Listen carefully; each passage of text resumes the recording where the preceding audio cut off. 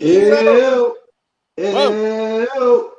Welcome in, everybody. I'm very, very happy to be back. Um, First day of the new job, which is at my Ooh, house, but yeah, buddy.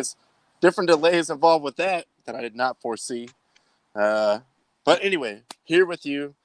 Also, mega shout out to Tyler, Justin, and Nick for holding it down on Friday in my stead. Mm, Thank you also to the Bank Bros for a proper send off at Crust Pizzeria and Crust We Trust nice. in Solana Beach. A good time was had by all. But thank you again, Callan. Stay in the comments as long as you possibly can. So we'll have to go to you for updates. I was assuming the game would be on CW again, but apparently it's not. I saw it was 1-0 goals. All No, right, we have our own whiteboards. I know we're poor, but we're not that poor. I have mine. It's just white. Yeah. I didn't have time to get to that part. But thank you, Callan, for joining. Again, thank you. Huge thank you to Tyler, Justin, and Nick for stepping up in my absence on Friday. Tyler, how was your weekend, and how are you doing this evening? Man, doing good. Coming off a really good sports weekend. This weekend Yeah. was really great to just sit around, catch all the great action on TV. So yeah, man, I've got no complaints, Ron. How you enjoying a post Banksat world? Well, after Banksit, um, I'm pretty excited about that. It is very weird working from home. I know, Tyler, you can sort of relate. I guess you're kind of back working in person now a little bit, but um, especially in the training days, like this is my first day, so I really didn't have more than like 4 hours of work to do, just to like Hmm. be on a call or watch a video or something. But you still have to punch in and out. So I was Right. like, all right, I'm clocked in,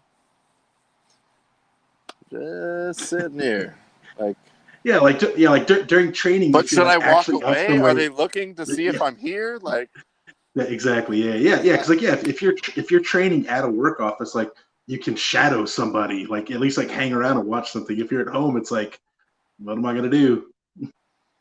yeah. So it's kind of weird. I mean, once it really gets going, obviously I will have plenty of things to do, and then I'll figure out the actual workflow of things. But it's just kind of funny that there was a time clock to use today, and I was like I'm just sitting on my couch. Like they're like, no, make sure you clock back in from lunch. I'm like, lunch? Like I've been here the whole time. I, Uh, I've gone to my kitchen 8 times this morning. What are you talking about? but we'll get used to it. Of course, again, as is tradition, we're still named Quarantine Kings. Quarantine's pretty much over. It's And pretty much over. Yeah. now I get the remote job. Everyone's going back to work. So, that's what you get. That's what you get on this show. Just always doing things backwards. But really, really good sports weekend. A lot of European soccer coming to a head. Always, Mm. always love the treatment that NBC has given the final day of the Premier League season since they've taken that over, where you'll have CNBC is showing like the Wolves game. Like, why? I don't Yeah. know, but it's all on at the same time. USA showing that, I don't know, Brighton. Like, all right, sure, whatever. Stay tuned for Silk Stockings. Yes. I think I saw Ico Pro commercial in the middle of the game too. But yeah, it's always fun to see that everyone plays at the same time on the last day. It's moving around. As Tyler pointed out, West Ham, we just held the line. We just cruised it out. It's nice and And easy. we Yeah. are going on a European tour, boys. Woo, baby. Let's go. Love to see it. Yes. Absolutely love to see it. Let's. oh, sorry, Callan. I didn't know. I didn't know. 2 years in a row, man. 2 years in a row. Yeah, kind of a weird situation too for Chelsea, who Falling ass really, backwards into a Champions League spot. really looked bad the entire time, and still thrust right back into that Champions League. One of the funniest tweets I saw of the day was, in case you missed it, here it is. It's just Spurs hoisting this guy up by his belt, throwing him in the back of the truck. All right, you're going to the Champions League anyway. You're welcome. Yeah, that was just like a weird following. I mean, look, I had my main TV on West Ham, as I always do, for the whole 90 minutes, even though they had it sealed up pretty well. But I did see that the NBC or the Peacock, whatever you want to call it, did have they didn't have like a quad box red zone type channel, but they did have like a goal zone thing that was mostly on the Liverpool game, but would if a goal was scored somewhere else, they cut to it real quick, and they had like an updated standings board on the side. So I mean, I guess that was kind of cool. But I was hoping they'd have like a quad box showing like all the important games, like the Spurs, Leicester, Liverpool, Palace, Chelsea, Villa, things like that. But it was still cool coverage again. Leicester, they Spursed it. There's no two other ways to put it. They Spursed it is what they did. They really did. I mean, let's just get down to the bottom of it. They Spursed it up. I mean, and then as Callan points out, I mean, well, I don't know if he said in his comment, but 2 years in a row comes down to the last day, and you're next man outside looking in. That is a tough pill to swallow, but you got the FA Cup. There's that. Yeah. I mean, I saw kind of a lot of debate back and forth, online on Reddit. There was some debate back and forth on TalkSport about, was this a good season for them, or did they bottle it? And it's like, both things can be true. Like, yes, kinda. They finished fifth. Like, if you would have told any Leicester fan you're going to finish fifth and you're going to win the FA Cup, they'd be like, yeah, I'm cool with that. But it's also like you were also in top four for 36 weeks. And then the last month, you blew it. I mean, they drew 1-1 against a 10-man Southampton team. They lost to Newcastle. They made the decision to go for the FA Cups. They started heavy for the FA Cup, which then they kind of put their B side out a couple days later against Chelsea in the Premier League game, and then they blow it against Spurs. I mean, both things can be true. You had a great season and you bottled it. It could have resulted in so much more, basically, kind of thing. Yeah. I do want to give 3 honorable mentions here, and actually, Okay. in fact, I will give one to Man City, the dreaded juggernaut, because champions, far and away the best team. No one was going to touch them. Probably going to win the Champions League. They were just walking away with the league. I mean, 4 months ago, it was Player of the Year, Ruben Diaz, and I can't even debate that. That dude was I can't even debate that. He was awesome. Author of the year. The answer is yes. Yes, you son of a bitch.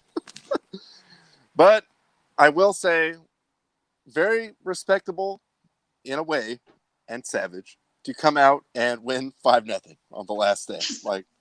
Leave no doubt. Everton. Leave no doubt. Look, we know we were going to win, and just so you don't get it twisted, 5-0.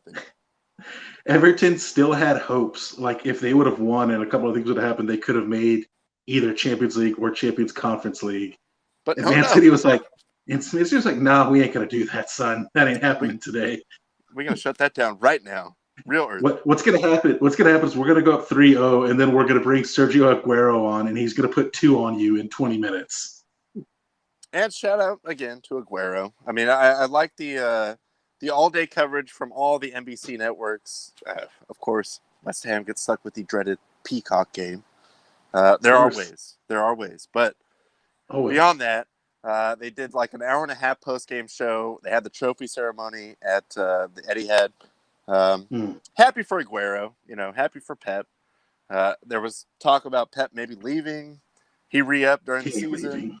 Aguero is definitely leaving, but he is leaving. Goes out with 5 titles in like a decade, including, of course, the Aguero, starting with that one. Legendary. I swear you'll never see anything like it ever again. But just a real pro, and just like one of the all-time best guys just in front of goal. Like, Mo- get him the most ball. goals scored. Yeah, most goals scored for one single team in the Champions League history. You get him the ball, he knows what to do. Like, he's not going to wait around. Like, he will score that most of the time. So, even though, at the expense of my beloved West Ham, I was kind of, in a weird way, gratified that they did just, like, no. Even though we already have this locked up, 5-0. Everyone suck on that. You look. You look. Look at this. That's right. Also, shout out to Leeds, 3-1 over West Brom. Yeah. Leeds, as I text Tyler after everything was done and wrapped up, 4th most goals in the league, goal differential 9. That's Leeds. It's up and down, and it's nonstop. Man. Yeah, that's the style of play Bielsa wants from them. And look, I'll give them all the credit in the world. Like, for a team that just got promoted this season to finish in the top half is pretty damn impressive. Like, normally you see those teams that just get promoted, like, they're fighting for relegation their first year up. Leeds, like, no, we're good. Like, they have that exciting style of play. It's like they could win 5-0, and they could just as easily lose 5-0 as well. But you know what? They rode that to where they're at. That's the thing. Like, yeah. Respect, because even like West Ham, all right, we're in a better situation than Leeds, but all those games against Leeds, I'm like, I don't know what's going to happen. Like, this is going to be really weird, and there's going to be like 45 shots on goal, and someone's going to probably win. Like, there will be a decision at the end, but I don't know which way it's going to go. It's an exciting brand of soccer. Like, if you're watching it, your eyes are glued for 90 minutes because anything could happen at any second. Just riding on the rails as a Leeds fan. So, respect. Again, that goal differential number kind of blew my mind. And then the third one, and this is really like the honorable mention. Nothing at all to play for. Sheffield, going out with the win. They will be missed. Going out with a win, but, we'll probably see them back. Getting that playoff spot or something like that. Once they inevitably, yes, already guaranteed to drop. But respect to the players, just like, hey, it's our last day. Let's play a good game. Try to win the game. When in other situations you've seen different teams, whatever sport, just kind of like, going through the motions, like, but they do end up pulling off that win. So respect to them. Yeah, they had a weird season. Like, a lot of people picked them as like a mid-table. Like, the last couple of days, I've kind of like gone back and looked at a lot of like preseason predictions, and a lot of people had Sheffield as like a mid-table, 10th, 11th, 12th, whatever. And then they go out and they score 20 goals in 38 games and finish last place. So that's weird season for them. But I think you're right. I think maybe next year, if not in 2 years, they should probably be back. For me, it was just after like the third week. And, I'd probably seen all of maybe 20 minutes of a Sheffield game. At that point, I was like, but how do you plan to ever score? Because, like, I don't see any – there's, like, just guys kicking it sideways. Like, all right, guys are playing hard, but there's no, like, teeth to this at all. Like, how are you ever going to score? So, and that pretty much bore out. Like Tyler said, 20 goals in 38 games. That's rough. But shout out, going out on top with a win. Yeah, that's actually a pretty good way of putting it there, Jaime. Just absolutely destroyed them inside out. But look, big thing for us, as you know, West Ham show a record. European tour, baby. West Ham getting that win. We are going on a European tour. Glad to see good effort from Fornals getting a couple goals in this game. He's a guy that, like, he doesn't get the stats, but he's definitely, like, he's been a dirty work player this year. Like, if you just looked at numbers, you would think he's just out there doing nothing, but he does a lot of the dirty work. He's kind of like that setup from the back line to the front. And he has had to play a lot of times out of position. Just let's be honest. Like, he's probably, I don't know if he's like a true center forward, but he should be like one of the one or two guys up there in front of the goal, but that he's playing on the wing or he's dropping back down like a false nine. So I think that's kind of just a testament to the whole way this season has gone for West Ham. I mean, they don't really have a true striker, period. God, no. No, they don't. But guys were just slotted into the job that they were, in that lineup that day to do, and they got it done in Europa League. Let's go. Yeah. Look, the good thing is I was keeping a close eye. Astragugu, who has famously knocked West Ham out of the last 2 Europa Leagues back-to-back years, not in the Europa this year. West Ham's going to take it. West Ham's taking it next year. That's it. It's going to be West Ham versus Sevilla. Book it right now. You could pretty much pencil Sevilla in for that, I think. Well, we're coming for that ass, Sevilla. You think you're the Europa Kings, but no. Yeah, we'll see what West Ham automatically gets that spot into the group stage. So we'll see I think it's like late August is when they do the draw. So we'll see if West Ham, going to like Kazakhstan or like the east end of Russia, some crazy shit on these somewhere terrible. European games. Yes. Yeah. Probably somewhere, just get ready. Maybe in the off season, spend like a week or two just working on your dodging flares. Like that seems like the place you're gonna go. So whether it's, like a flaming bag of poop or a flare or something, just be ready. In some ways, the Europa League road trip is way more fun than the Champions League road trip. In other ways, and they're kind of the same ways. In some ways, it's not as fun. In some ways, it's way more fun. Yeah, I agree with that. Because Champions League, it's like, oh man, we're really here, but please don't get killed. And then you still have to go to some sketchy places. But Europa League, when you're out in, Kamchatka or something like that, Yeah. In Champions League, you're saying let's not get killed on the field. In Europa League, you're like let's not get killed outside of the stadium. Yeah. let's not actually get killed. Let's all get back home to our condos. We're all handsomely paid. I don't need to die out here on a pothole field in Serbia.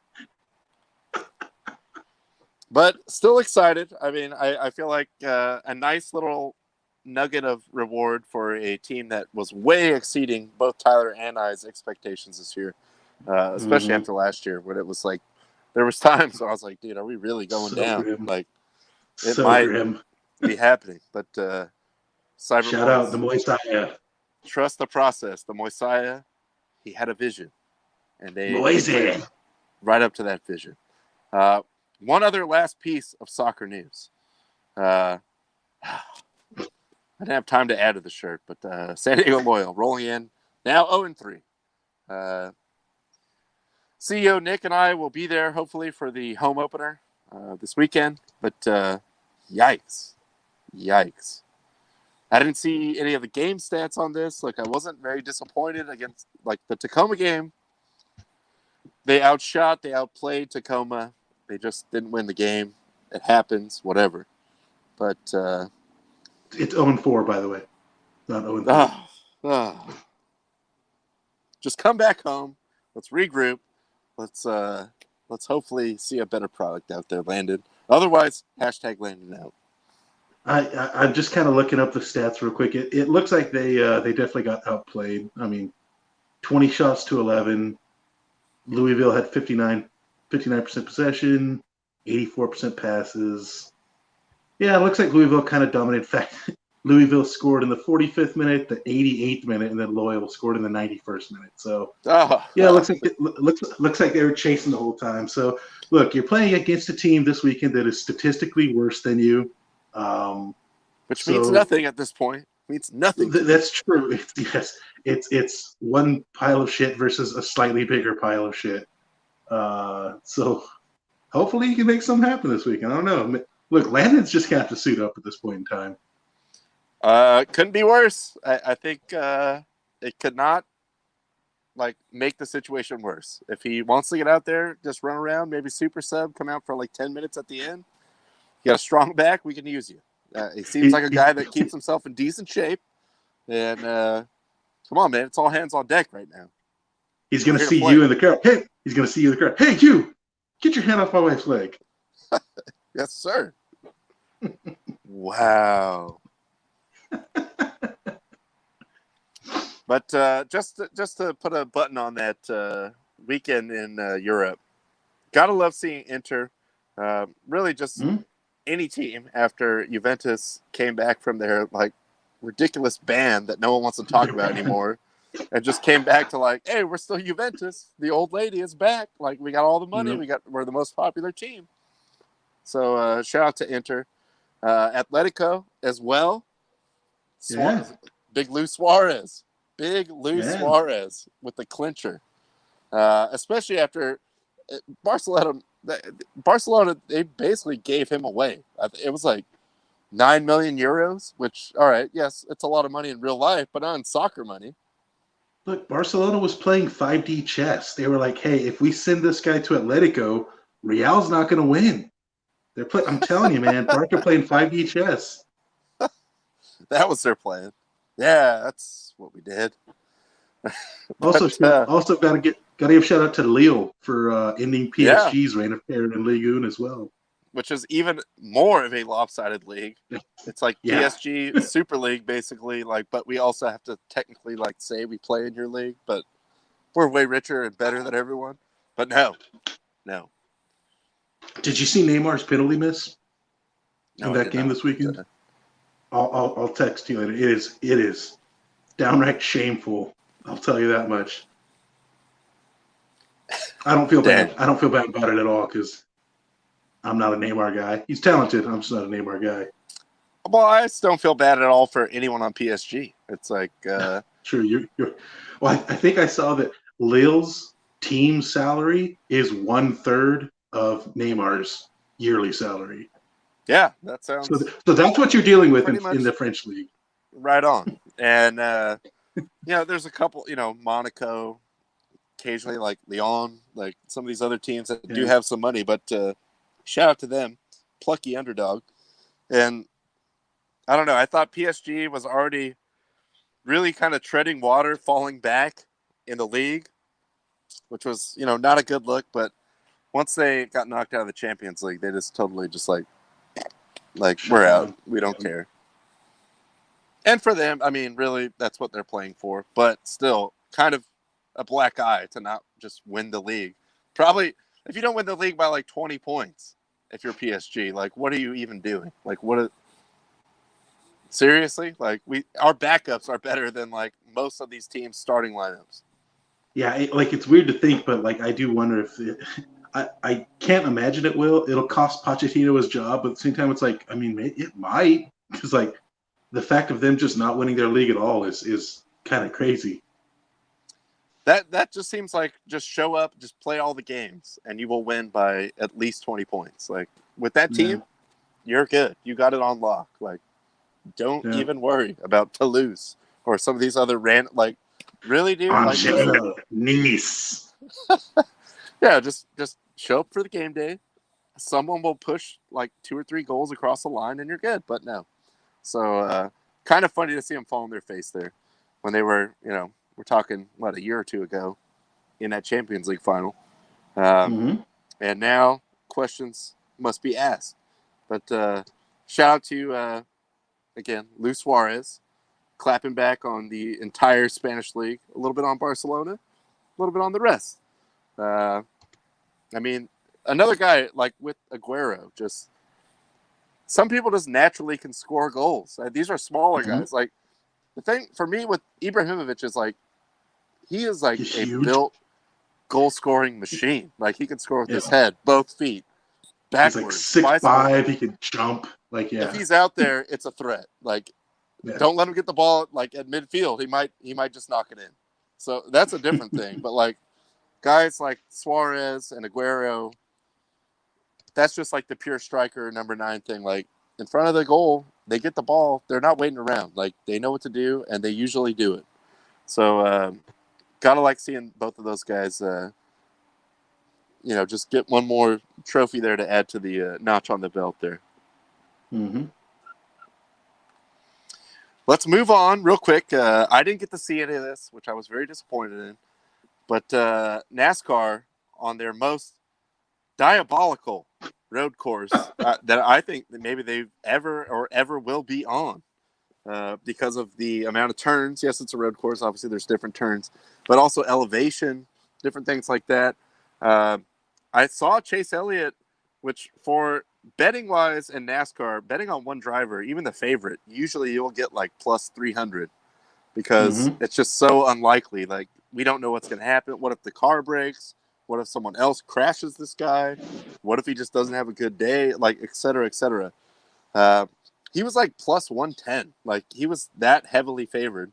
And I saw about halfway through that he was down in like 8th or ninth place. And I was like, oh, that's kind of intriguing. But that was the extent that I saw of it. But lo and behold, he did come through and end up ripping it. Yeah, it was. I mean, you can see all the rain in there. They did have to eventually just shorten the race to. I think it was originally supposed to be like 68 laps, and they shortened it to 54 just because all the drivers were basically saying like, we can't see. Like there were a lot of rear end collisions, just Yeah. because the drivers couldn't see anything. Constantly having to brake. Like you said, this track is has 20 turns on it. It's just a little bit under 3.5 miles long. Um, so it just eventually just became a hazard. So they just shortened it down. Chase Elliott winds up getting the win there. So at the Circuit of the Americas in Austin, Texas, as they call it. I So that believe makes him actually this is like the last until there's one coming up in Miami now, which is cool because I'm glad that F1 is getting bigger over here, and with the ESPN deal, a mhm. lot easier to. Yes, you will have to get up at like 4 a.m. I can't do anything about that, but uh, F1 is also very entertaining because of the ridiculous amount of money and the level of drivers, and the pit crews are like 25 guys. Like, it's insane. It's like a whole flight crew for every car. But Makes sense. Those cars are basically jets. yeah, on the ground, it's like one like giant chunk of carbon fiber, and it's just like ridiculous, like death machine. But Yeah. I think this was the last track that F1 raced on here in the States. So really more of like a international flavor to this road course. And that's why Elliott was so favored, because he's regarded as like the best road course driver right He's the now. road. Yeah, he's the road course master in NASCAR. And still, obviously can handle himself on an oval as well. He's been up there all season. But yes, he does come through with the win. Look at the trophy too. I think they got Yeah, treat like the track. Yeah. all the turns on that trophy. What? How do you fit that like in the Camry when you're leaving? I don't know how you do that, but yeah. So he becomes the 11th winner in 14 races this year for NASCAR, which is interesting. I think there's something like 10 or 12 regular season races left, and with the playoff format, it's top 16 unless Yeah, if you win a race, you're in. So we could have 16 guys that win races, and maybe like Kevin Harvick, I think is in 7th in points right now.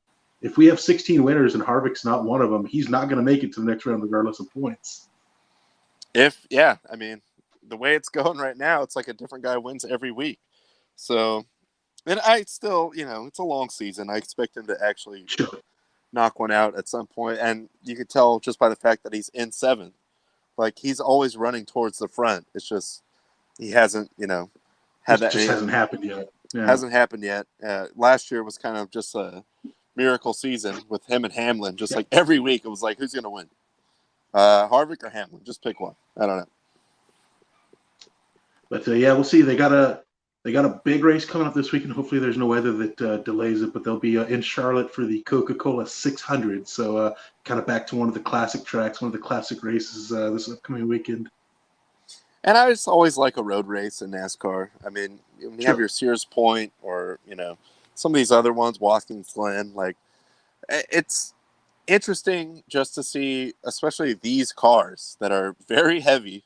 It's not like an Indy car or an F1 car or like an IMSA car that is made really all the time to like corner all these different things, For or sharp turns, yeah. yeah, for like the next like 3/4 of a mile, you probably top it out like 45 miles an hour. Like, they're not used to that. So it is funny to see these cars like still kind of bump into each other and have to navigate a track like this. But sad I missed it. But again, entertainment purposes only. But it seems like the bookies had this one pegged with Elliott They as a did. heavy favorite, and it came through. Let's get into, I don't know, you want to do hockey and basketball, or should we talk a little PGA first? It's up to you, man. I can do either one right now. Let's hit hockey. I don't know about hockey. I don't know about hockey. I don't know about going into tonight, Sid the Kid is on quite a little bit of a drought here. And that series was tied. It looked like the Islanders were winning. Tyler, correct me if I'm wrong. The Islanders won in double overtime. Oh, there you go. Well, so now they take a 3-2 series lead. So they got the Pens up against it. That's a shame. Yeah, but, terrible. I feel really bad. Can't really feel too bad about the Penguins over here on this side of the earth. No. Boston, light work. Just taking out the Capitals. Like, no problem at all. Yeah, I feel bad for Tom Wilson. That's just a real shame there. Yeah, that's also a shame. He's a classy guy. Total class. Yeah. Class act. Yeah, class act all the way. Colorado with their first sweep, I think, in like 10 years in a 7-game series. Just easily handling the Blues there. And then Vegas, yes, they had some issues in the regular season against the Wild, one of the teams that played them tougher than most, but it seems like they are handling their business pretty easily at this point. So Vegas leads the series 3-1, but they are playing right now, and the Wild are up in the first intermission 3-1. Their backs against the wall. Like, what are you going to do? Yeah. It's a caged animal. Yeah, that's true. Moving down to the other side, which I did want to point out. Oh, Oilers. Woo, boy. I mean, all those guys. You got all those guys. You got McDavid, who is like the guy. And McJesus. Wow. McJesus. Draisaitl is amazing. Yeah, Leon Draisaitl. And Winnipeg just coming in here and just taking your shit. I mean, that's a tough look. I know, Callan, I don't know if he's still watching, but as the PA guy for the goals, and, you know, we are the Bakersfield Condors show of record here on the network, which is the Oilers affiliate. Both, you know, AHL, basically like one step. These guys go back and forth between the teams sometimes.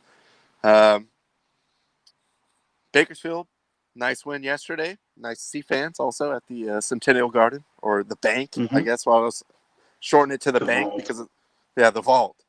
But I saw a lot of Oiler fans coming into those comments. It's like, at least our AHL team can win, because they had a 3-goal lead with like a few minutes to play yesterday and blew it. They were up 4-1 and blew it. They're down with the backs up against the wall. They're down 3-0 in the series. Looks like they are currently up tonight 3-2 in second intermission. So still, the Jets can still close that out tonight.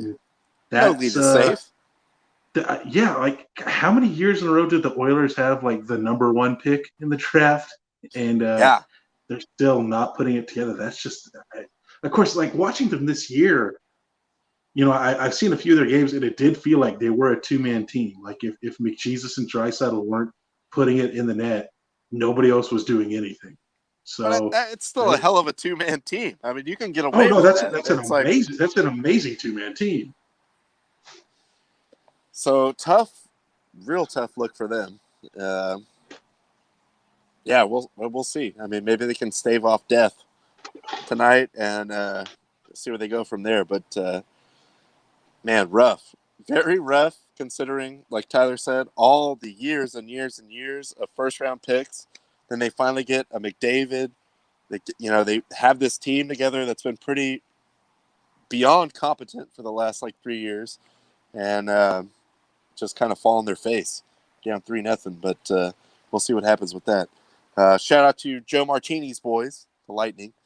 And also shout out to the Panthers. I mean, it's an exciting story, just that they're been relevant again.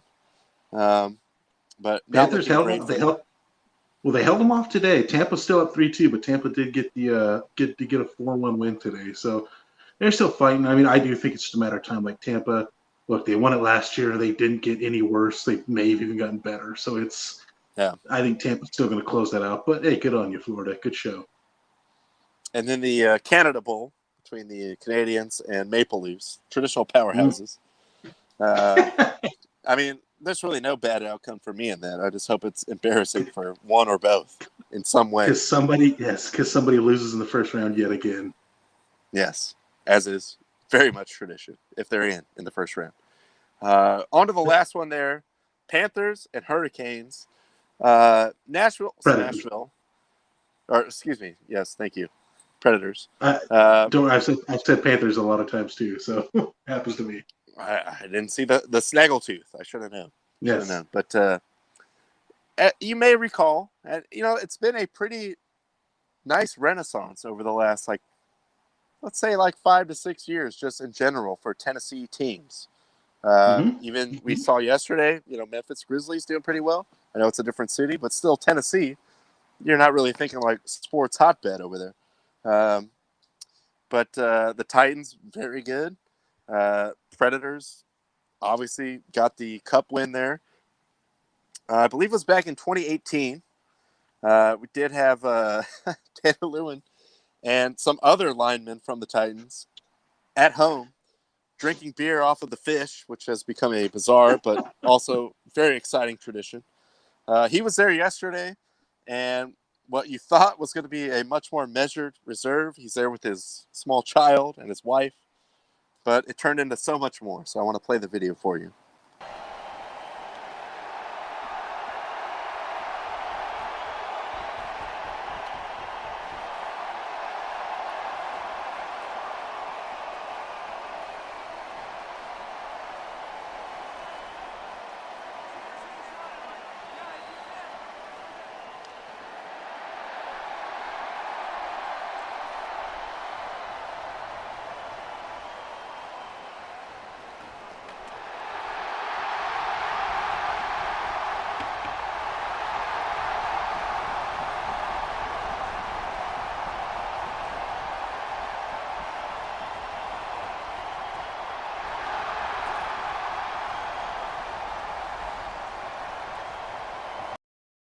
And then doubles down with get me another one. Get that sumbitch a beer. You don't want to see the old me. You don't want to see the old me. No, everything's gonna be cool tonight. They're asking for. No, let's go. You can always tell in Michigan, man. This is true. You know what? Before I saw that, I was saying I'm kind of rooting for Carolina. Just the ghost of Ron Francis, hoping he'd will them on. But after seeing that, maybe I got to switch over to Nashville for that. He's firing up a section. What can you say about that? Getting their old asses up out of the seats. Getting the old asses out of the seats and getting it going. Once they played on the Jumbotron, he could not resist. He had even in his tweet, he was like, I had to explain to my daughter that, sorry, yes, I got you and mom wet, but it was worth it. Sorry, your dad's a psychopath. Let's go. But I mean, that's hard to argue with. If I was a Preds fan, I'd be pretty fired up if I saw that on the screen as well. So shout out to him. Steve Gorman's loving it. You know it. Oh, yes, obviously. And then before we get into the NBA, I do see we have a caller on the Tito Auto Body and Used Tire Celebrity Hotline. We'll hang on that. I don't know. He's giving me some kind of offline signal. All right. Maybe he's good. No ID Justin coming into the program. Justin, how are we? Yeah, this is. I should have preferenced this was not me calling in to the show. This was me trying to catch the end of the show backstage. But I'll take it. You know what I mean? It is what it is. Well, I just want to. I won't keep you too long. But since we're you keep me as long as you want, you handsome man. Thank you. And I am flattered to hear you say that. But as we take a look at the NBA picture, we already mentioned, the Tennessee just dynasty that's going on right now with shout out to Memphis getting that win. They had to play their way in. They go to Utah. Utah, never settle. I'm still here, by the way. I just had to drop the camera out. Don't think I abandoned you. No, you're good. You're good, man. You're good. It was, in a way, refreshing, to see. Utah was fully sold out. Everyone, they had the T-shirts. They had Wide But I was like, yeah. yeah, it was a whiteout, all right. I mean, is it ever not a whiteout? Every night Utah's a whiteout. Yeah. Yeah. But yeah, and then Spider Mitchell with his like HCBU jacket on the sideline, and then he comes out today. He's like, I don't know why they benched me. Which it's easy to say when you lose. I mean, I think they probably know why they benched you, because if you're not ready to play, you're worth a lot more money than one game to them. But you know, True. he can, I guess, die on that hill if he wants. It's just like, wow, they should have played me. I was ready to go. Blah blah blah. Like in hindsight, okay, maybe you were. We don't know. But there's a lot of high-paid people there that said that you weren't. So I don't really side with him on that. And I'm sure he's going to be back. They're in on you for the long term, man. Like they don't. If you got to sit out this postseason, they're not that worried about it. Yeah. Who you guys referencing right now, just so I'm clear? Spider Mitchell, after he came out with a red ass today, said, "I can't believe they benched me. They shouldn't." So that's who I was hoping you guys were talking about. I actually caught an article on a break earlier. I don't know if you guys have caught wind of it. Apparently, everybody in that locker room fucking hates him. Well, I mean, smash cut to last year. I thought everyone hated Gobert because it gave everyone the Rona. No, apparently there's from the article I read, I believe the direct quote was, there is two sides in the locker room. There is the Rudy side and there is the Donovan Mitchell side. The latter only consists of one person. That was the direct quote. That sounds like the Giants locker room back in the day. There was Barry Bonds on one side and everybody else on the other. And then Jeff Kent in the basement. Yeah, Jeff Kent was there crossing lines to fight Barry Bonds in the dugout. Dude, he just slipped when he was trying to clean his motorcycle. That guy could never do no wrong with that mustache. True words. It was just a misunderstanding that he slipped when he was trying to clean his motorcycle, and things happen. But I digress. I don't want to talk about the Giants. I'm not here to talk about the Giants. Yeah. I'm not here to talk about the past. Unless it's them getting swept, of course. Yes, which is fantastic. Of course, the Padres keep winning, which is annoying. Except I think tonight they got smoked by the Brewers. They got smoked by the Brewers, yes. But the other thing I wanted to bring up with Justin here on the program, yesterday's Laker game, I did get to see a lot of the second half. Not very inspiring, but they also just shot really badly. I mean, it was just really bad. Like, open shots just not going down. AD was kind of getting pushed around. Ayton had a great game, which I was afraid of coming into this. I thought he was very much an overlooked guy because he had a really good season. And he kind of just bossed. I mean, the thing with the Lakers is like, oh, well, they got AD already. Then they got Drummond. They got Gasol. He's another big guy that can give you, like, special set of skills, whatever. But he didn't play, but, like, Ayton just rocked these fools. Like, he was doing whatever he wanted. And it's just the question mark is still out there. Like, I know everyone, it's beaten to death. Like, LeBron and AD have not played together with the rest of the team for a long time. I get it. Yes, there's going to be some chemistry things with that. But I just thought, to me, the thing that stood out the most was they just shot the ball terribly yesterday. So, real quick, I'm gonna swoop this one up. So Friday, I know we greatly missed you, but it was for good reason. That deserved to be a celebrated evening. So I'm glad you got to do that. True words. I'm sure Tyler can attest. DeAndre Ayton was the guy I centered on when we talked about this series. I specifically said, if DeAndre Ayton is going, they're going to beat us. As good as Chris Paul is, as good as Devin Booker is, that team wins and loses with the performance of DeAndre Ayton. So, Lakers in 6. I hope you're right, buddy, because I said 5, and I'm sweating it right now. I'm right there with you in terms of, like, shots not falling. I think, I sent out a tweet, and I might have messaged you guys. If you're Anthony Davis, I don't give a shit if you shoot 0 for 50. You cannot get one rebound in the first half. Like, I saw multiple possessions where these guys were grabbing 3, 4 consecutive offensive boards. You cannot have that happen. And then on top of that, more so than just missing open threes, free throw shooting was abysmal. I do not have any type of patience for people who miss free throws. It's in the name. It's free. Just fucking make it. If you can't make 9 out of 10, get out of the NBA. And that includes you, LeBron, because I saw you clank quite a few down the stretch there. And then just real quick to people that are ripping LeBron, LaFlop, or whatever you want to do. I watched a couple alternate angles on that Chris Paul yanking his shoulder. You see the overhead view? The amount of torque and the amount of pull behind his back that arm gets is pretty substantial. So I challenge anybody to rip your arm back behind you like that and not writhe in pain for at least 30 seconds. So F you guys for ripping LeBron out there. Yeah, no, No, I think to me it just came down to AD.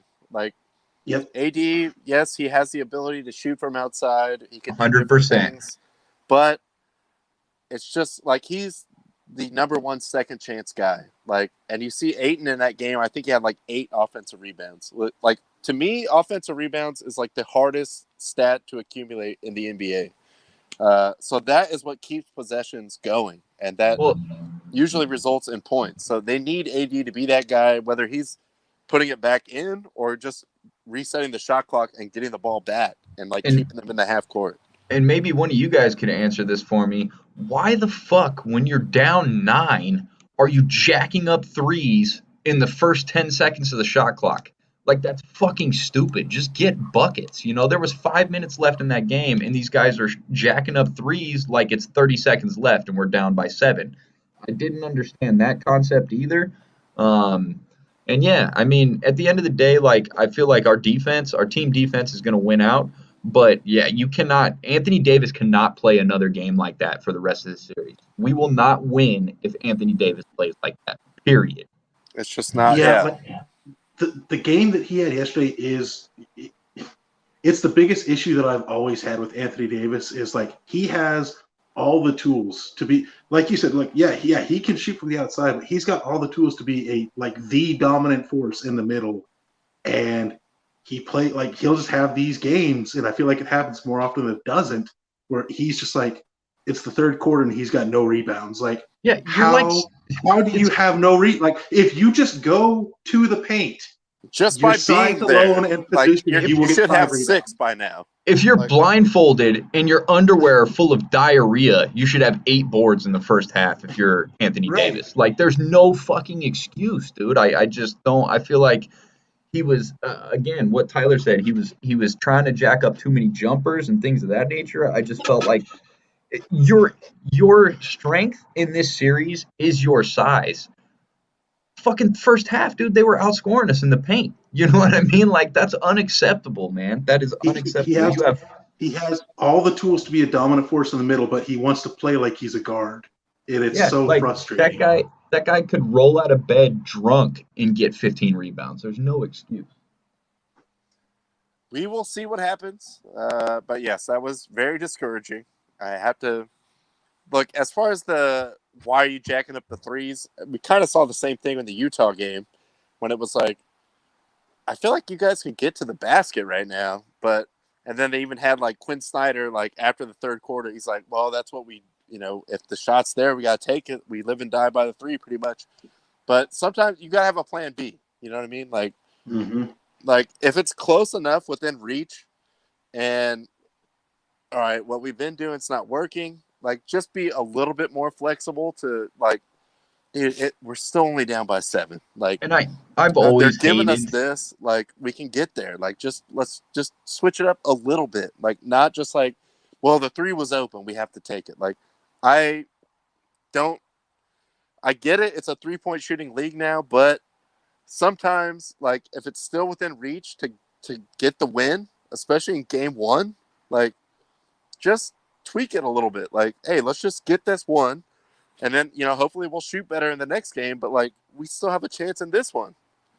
I hate that argument. I've always hated that argument. The live and die by the 3s cliche. It's yeah, okay, you can live and die on heroin too. You know what I mean? It's dude, make better choices, and then you don't. It doesn't have to be a life or death situation. There's way more live than there is die in other scenarios. So, I hate that excuse. Live and die on it during the regular season is fine, but when you get to the playoffs, you've got to make adjustments because there is no tomorrow at a certain you can only screw up 4 times. Like that's it. So yeah, I agree. Like in the, once you get to the playoffs, man, you just really got to make those adjustments. Like, hey, if the threes aren't going in, let's just get a couple inside. Maybe things will open up. Things will change for us. It's like you said. I understand it is. It's just the way of the league, but I don't know, man. At some point in time, you got to make adjustments. Well, I thought too, honestly, like Utah really. I'm sure it's gonna be a different look.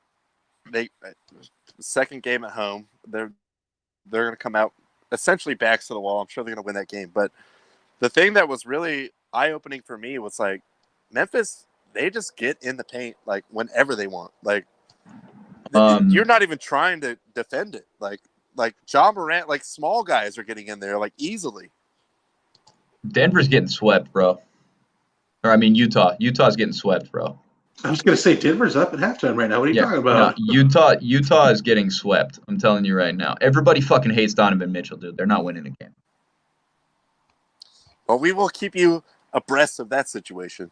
It's the first I've heard of this, but that was the thing that just really popped out to me as far as like, all right, I see they're not hitting the threes, but dude, like any little dude can just walk in here. Like everyone just gets to the paint, like into the restricted area, like easy layup, second chance shot.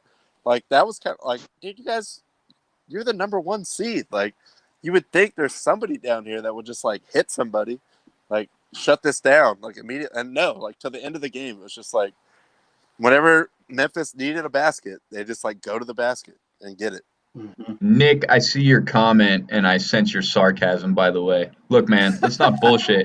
Chris Paul was like 2 degrees away from a full-on like judo hip toss on LeBron. Let's not pretend like he just, pulled his arm like it was a fucking party popper.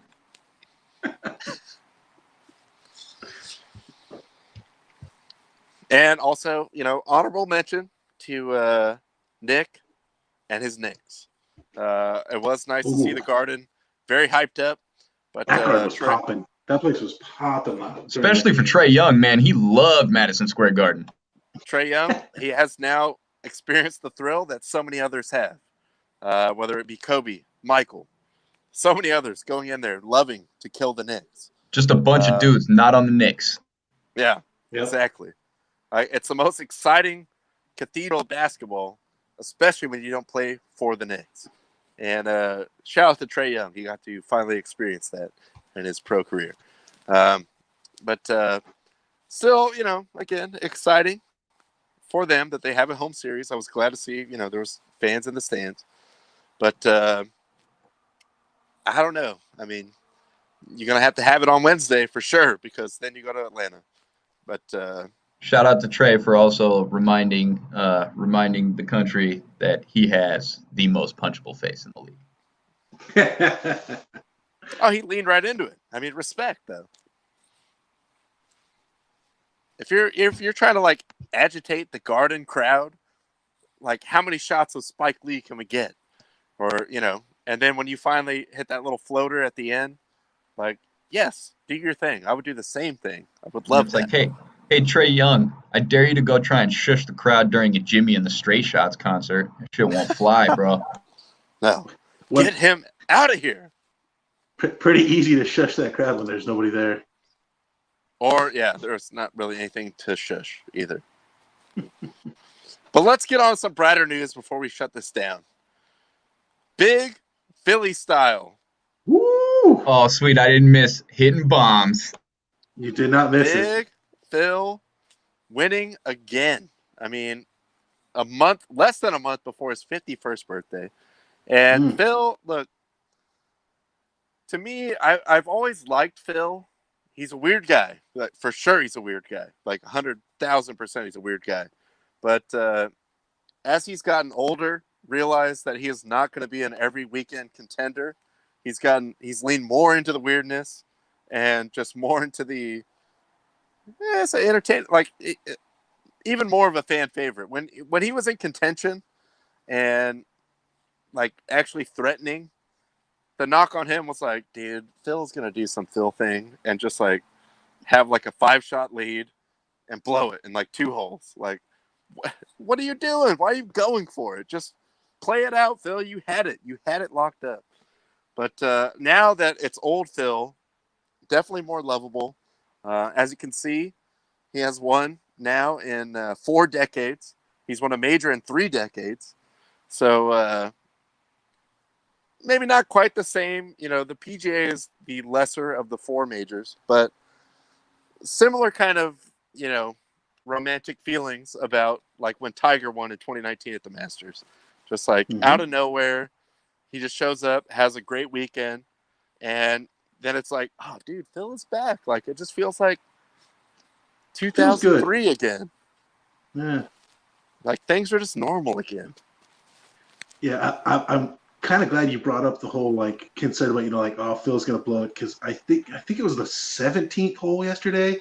His tee shot went into the crowd, and he only had a 2-stroke lead at the time, and I was just like, oh god, if Phil blows this on like the final 2 holes, it's gonna be devastating. But now he rallied back. I think he barred both holes. Just solid all weekend, man. Just like every time I saw him, just all the shots were good. Just nice, easy approach shots as well. I mean, I was really impressed with him. No, Phil's great, man. He has embraced and gone full bro. He is a bro. He is a bro. If you've ever seen the South Park episode, The Bro Down with Stephen Sondheim, that's who Phil Mickelson reminds me of. He is. Respect you, bro. Yeah, Sweetie it's a fucking bro. It's a bro down when Phil hits the links, bro. Dude, he was throwing the thumbs up. He was throwing it at everyone within reach. I mean, also it was cool to see, you know, maybe a little take a half step back, because it was like, all right, it's cool that fans can go now, but also like there's a huge crush of people when he was walking up the 18th fairway. Can we talk about that guy, that other golfer he left hanging on 18 though? Phil left somebody hanging for a dab hard. No, I didn't see that. Yeah, I missed that. And he was dealing with a lot of emotions. I'm not gonna throw that on Phil. All this over the weekend. The playoffs. Phil Mickelson's a major. Scott Kazmir pitching against Albert Pujols and Tim Tebow's in the NFL. What year is it? I don't know. Did we go backwards 20 years after 2020? It's possible, but you know what? Don't worry about what year it is. Bobby Bonilla is still getting paid. That's true. That's true. That's something I'd like to. That's something I'd like to see. I didn't have time to get. Sorry, I was just gonna say I would like to see the Bobby Bonilla payment schedule next to the list of Phil's W's and see which is longer standing, like Bobby Bonilla making money or Phil getting dubs. The pay schedule. We'll all be long gone from this earth, and Bonilla's still gonna be getting paid by the Mets.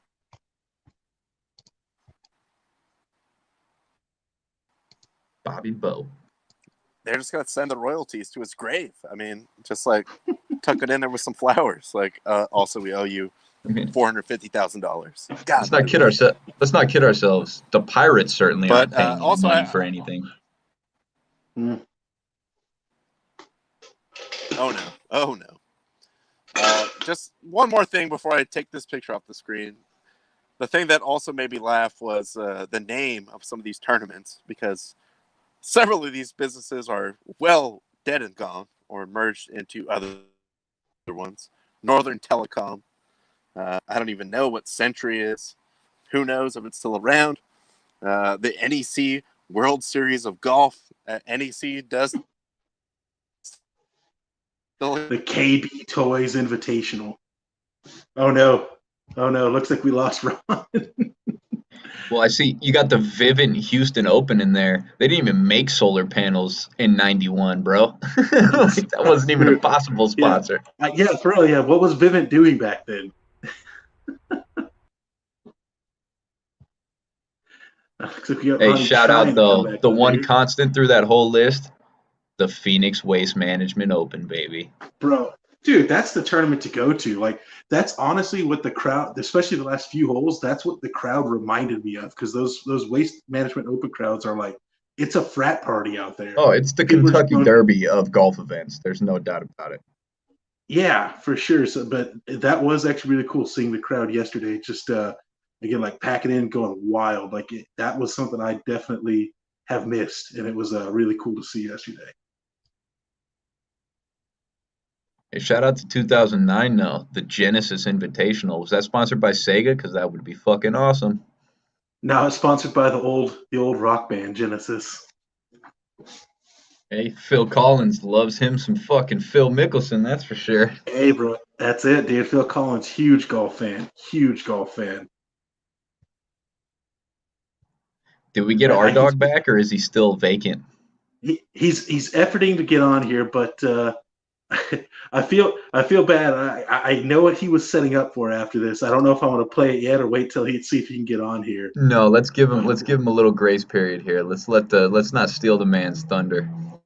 All right, don't want to steal the man's thunder. Then real quick, I'll just pull up. There he is. There we go. There he is. You know what? He wanted to do some backup research on the great Stade Brestois, who made love to 29 sets of breasts in one evening. That's it. Yeah. I think my phone just died, which is my normal camera. So I'm back on the computer camera. But you're really low. Try and yell. Yes, I was told about that earlier. There it is. That there were some audio issues going on here at the HQ on the laptop, so I apologize for that. But I wanted to have 3 videos. I have 2. The first one, I wanted to have Phil's shot out of the bunker on the 5th hole yesterday. That was really nice. When it was like, all right, Phil is not melting down. Phil, he's locked in. Has that little moment of just yes, something's going right. I could see this out. So that was very encouraging. But man, I don't even know which one to do first. So he was in the final pairing with Brooks. Brooks really did not look good at all. Made a little shout at it when they started the back 9, but he never really took a big run at it. Because my fear was dude, if Brooks birdies 3 out of 4, Phil just hits one in the water or something, he's gonna freak out, and then nobody wants to see that. And I love Brooks too, but I'm gonna start with Brooks. Comes up second. A shout out to Lou Oosthuizen as well. That's right. Right there. Great weekend. South African love there. See how they African. But Brooks, he didn't look right. He didn't really look right on Saturday, but he did enough to get in the final pairing. Came out shaky again on Sunday. Ends up losing. But Tyler sent me this video today. As you know, Brooks and DeChambeau have a long-standing feud that is just going on, maybe forever. And they were trying to do a Golf Channel hit with Brooks. And I don't even know what DeChambeau did except just walking by, maybe just crunching the gravel. He existed. Just being there. But you could see how rent-free he is living in Brooks's head. And it was just eye-opening. Especially, pay attention to his face. Just watch this. Ready? Golf course was asking a lot from you today, Brooks. What were you able to do well and put up that nice number? Just ball struck my way around this place. Didn't putt well, but I don't think many guys are going to putt well with this wind. It's very tough. Like I said, I don't know what other guys have said, or I just felt it difficult to read. Sometimes I lost my train of thought. Yeah, hearing that bullshit. Fucking Christ. All right, we're starting over. We're gonna enjoy that in the TV compound. I honestly wouldn't even care. I mean, the eye roll, Hey, man. Brooks, dude, something's wrong. I mean, if DeChambeau's got you feeling that kind of way, he got you, man. All I saw was jealousy right there. He was just he was trying not to look at that fool's biceps when he walked by. That's all it was. He was just insane jealous rage of oh, everybody clear the walkway for these biceps. How can you not be jealous of that kind of power? I mean, clearly, when he comes through, it commands respect. I love that clip because he looks at the golf club like it's the first time he's ever fucking seen one before. Yeah, dude, you can't lean all your fucking weight on it, jackass. Well, most people can, just not him. He can't, yeah. Hey, look, I don't want a 2 mile horn. I'm 160 pounds soaking wet. I have broken a fucking club the exact same way By leaning on it? by leaning on it. Now, granted, I bought mine at a yard sale, and it was I probably was from the going to say, what kind of 1980s. clubs are we talking about? Yeah. Well, so, I mean, there is something to be said to your point. Golf clubs are not made to flex in that way. It's more of like a, Hey, just for one ipso job. facto, I got the Shambomb power, baby.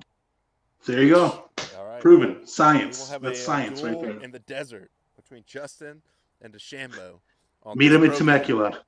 Meet him in Temecula. It's a pretty long drive, but all right. I mean, the duel in the desert. Can you imagine the ratings bonanza that would be? Come on. Well, we are Yeah. now that you're essentially not a corporate stooge. We are going to organize the R Dog versus No ID fucking golf spectacular, and I think we should do our best to stream that or record it in some way, shape, or form.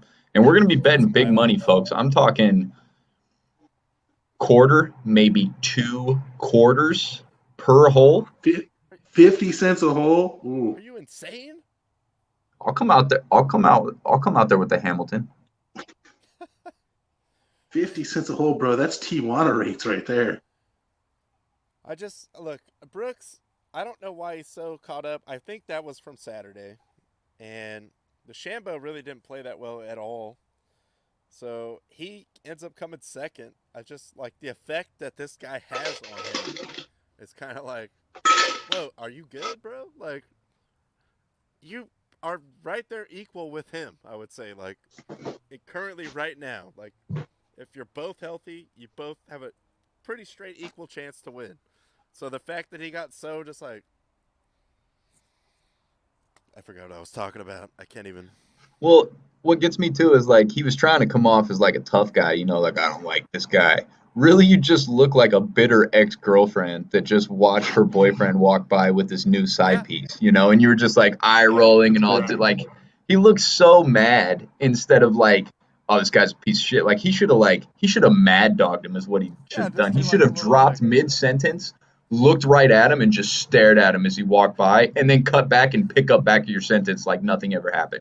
That would have been the most OG way to handle that. But again, Look, he failed. Ron and I were talking about it before the show. We were watching that clip. It was like literally right before he and I got on to do all the pre-show stuff was when I saw that, and I texted it to him right away. I'm starting to wonder, like, is this a work? Is this like a Jerry Lawler, Andy Kaufman, like really these two are like good friends and they're just like playing everybody? I think so. I think thanks a lot, kayfabe. Storyline. Hey, like, kayfabe was my aunt, all right? Next year's U.S. Open, like not even this one, and then it's just going to be like on site. Like, oh man, put me in a cage.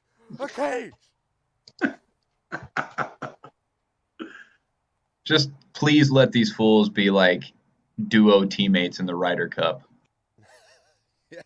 Oh man. Work it out. Roomies. Hey, you guys are staying in the same hotel room. Word, this guy. Are you gonna fight that fool? The answer is yes, you son of a bitch. And then one more. All right. So I don't want to go out on the negative, but Brooks, get it together. Like, you can ease up a little bit, dude. Hey, this guy's not like Superman. I mean, country strongman, favorite of the show, yes, but beatable. He wasn't exactly like threatening anyone. Modesto's favorite son. Clovis's favorite son. Phil, as you know, does love to hit bombs, hellacious seeds. So that did come up in his post-round interview. And Phil, he just laid it out there. I mean, this is how Phil won. Wants to know, what was the biggest bomb and the most hellacious seed you hit this week? Well, this is the longest golf course ever played in a major championship. The only way you're going to play well here is if you hit bombs. And Brandel, I hit bombs. Brandel? He hits bombs. Hey, I just rechecked the footage. No lies told. Yeah.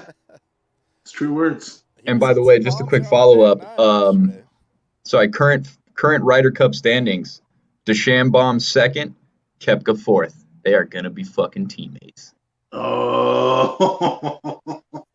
Hey, watch Kepka come up with like, my knee's flaring up. Yeah, weird injury. Lefty's making a late surge, though. Lefty is up a whopping 36 spots from the previous rankings. Lefty is now in 16th on the Ryder Cup points list. Here we If you go. grab a There we major, go. That's a big power move as far as the rankings go, whether it's FedEx or getting in that Ryder Cup. But yeah, shout out Phil Mickelson again. Just a real fun tournament watching him this weekend. And I think what did I see? Like I think he started before. If you bet him before round one, it was like plus 50,000 or something crazy like that. I think to start the weekend, it was like plus 2,000. I want to say. Oh man, see, I thought it was even higher than that, but I don't even know. But hey, if you laid that bet on a 50-year-old Phil, shout out to you. You had yourself a weekend. Let's just scrap the old Ryder Cup format. Now that I'm diving into these rankings, I would love nothing more than to just get a 2v2 death match. We get DeChambeau and we throw them in the ring with John Rahm and Tommy Fleetwood. Like let's do it. Ooh, okay. I'm intrigued by that. I feel like one of them two, Kepka and DeChambeau, is going to betray the other one, come from behind with a foreign object, just a 5-iron right across the back, and then just join the other team. Like, rip their shirt off with the NWO shirt underneath it.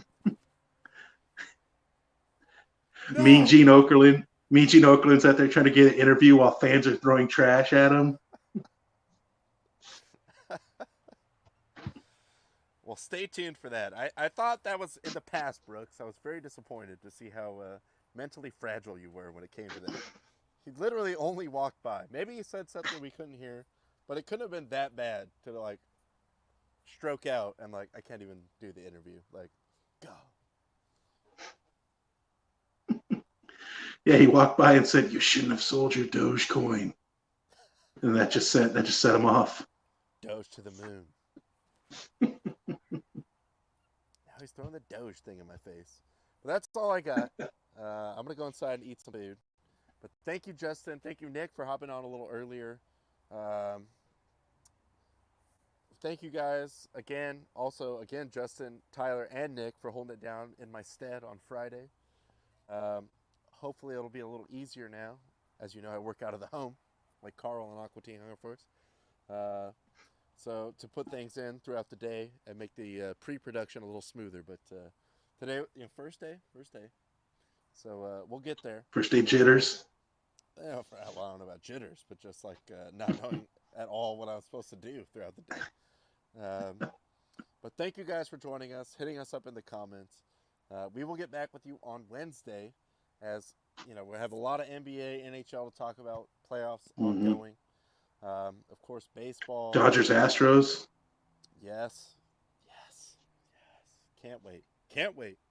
Joe Kelly going back into the Lions Den. The Lions Den. But yeah, thank you as always. So that's all I have to say. Yeah, no, just thank you guys so much. Actually, real quick before we get out here, I did just want to post this because I saw this over the weekend.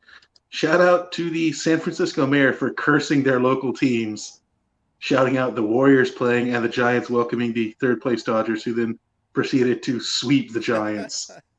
Trevor Bauer, of course, playing the role of the heel perfectly, inciting the San Francisco crowd. Oh, classic heel. So, yes, shout out to the mayor of San Francisco. But, yes, thank you all so much for tuning in. All the comments will be back here on Wednesday with a there we go. Jaime with the Astros comment there. Hey, for that ass, you're but yes, we'll be back here. On tour. That's right. It's on tour on site. We'll be back here on Wednesday. Thank you guys. We love you. You know the drill. Keep the fire. Keep the fire.